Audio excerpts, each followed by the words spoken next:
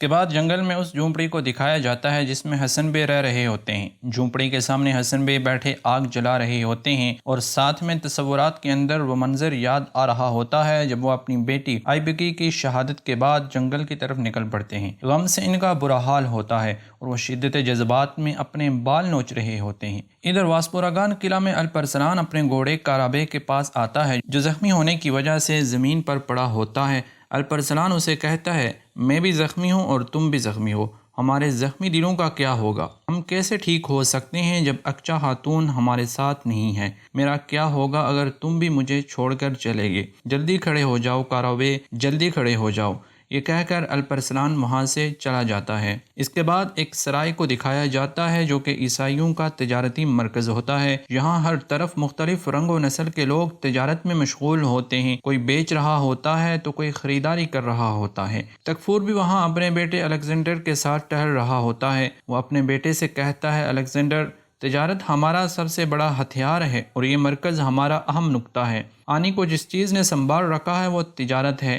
آنی جتنا مضبوط ہوگا، روم بھی اتنا ہی مضبوط ہوگا۔ یہ جگہ جو تم دیکھ رہے ہو یہ صرف ایک تجارتی مرکز نہیں ہے، یہ ایک ایسا قلعہ ہے جس کی حفاظت ہم اپنی جانوں پر کھیل کر کریں گے۔ تکفور کا بیٹا کہتا ہے، مجھے یقین ہے کہ واسپوراگان کے بعد سلجوقوں کا اگلا ہدف یہی مرکز ہے۔ تکفور کہتا ہے، بالکل، اسی لیے میں سرماوت سرائے کی ذمہ داری نہیں چھوڑ سکتا۔ تم اس جگہ کے ذمہ دار ہو الیگزینڈر۔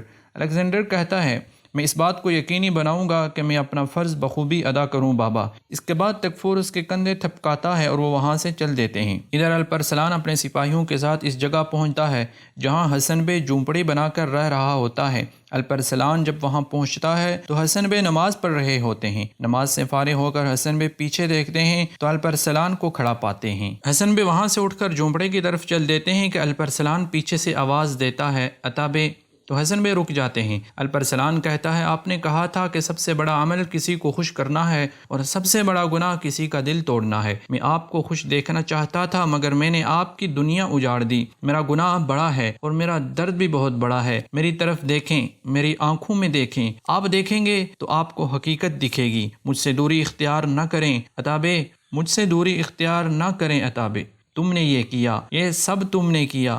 تم نے حقیقت جانتے ہوئے بھی اسے مجھ سے دور رکھا۔ تم نے دیکھا میرا درد کتنا بڑا تھا، تم نے مجھے بتا کر راحت دینے کے بجائے یہ راز چھپائے رکھا۔ یہ تم نے کیا۔ میں پہلے ایک بار اپنی بیٹی کو کھو چکا تھا، اب میں دوبارہ اسے کھو چکا ہوں تمہاری وجہ سے۔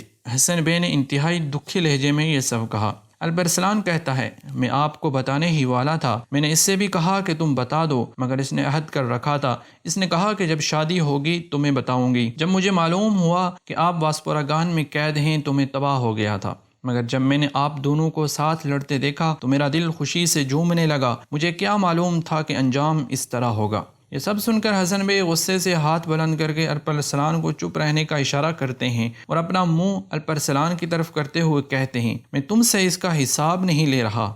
ہم جب میدان جنگ میں ہوتے ہیں تو شہادت کا شربت پیتے ہیں۔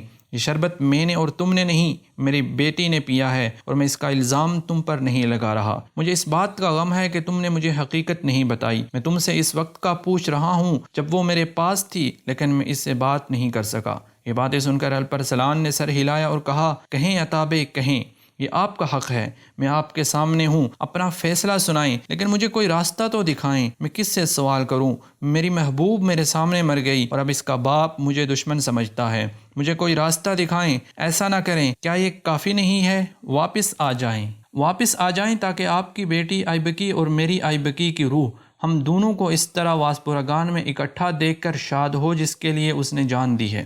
یہ سن کر حسن بے بغیر کچھ کہے ہوئے جھونپڑی میں چلے جاتے ہیں اور الپرسلان بھی واپس چل دیتا ہے۔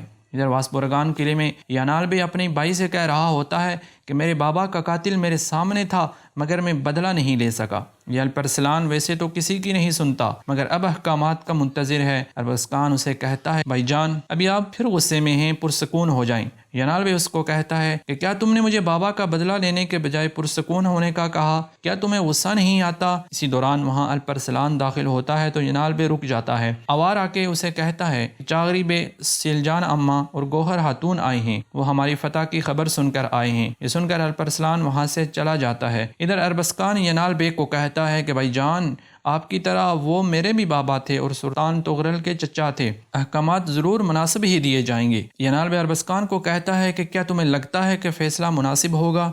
تم شاید گوہر خاتون کی محبت میں یہ سب کہہ رہے ہو، تم ان کی غلامی کر رہے ہو تاکہ وہ گوہر خاتون کا ہاتھ تمہارے ہاتھ میں دے دیں۔ میرا بھائی اربزخان صرف ایک خاتون کے لیے ان کا اطاعت کر رہا ہے، وہ اپنے بابا کا بدلہ لینے کے لیے احکامات کا منتظر ہے، شرم کرو۔ ینالب انتہائی غصے کی حالت میں وہاں سے چلا جاتا ہے۔ اربزخان بھی انتہائی غصے میں دکھائی دیتا ہے مگر وہ خاموش رہتا ہے۔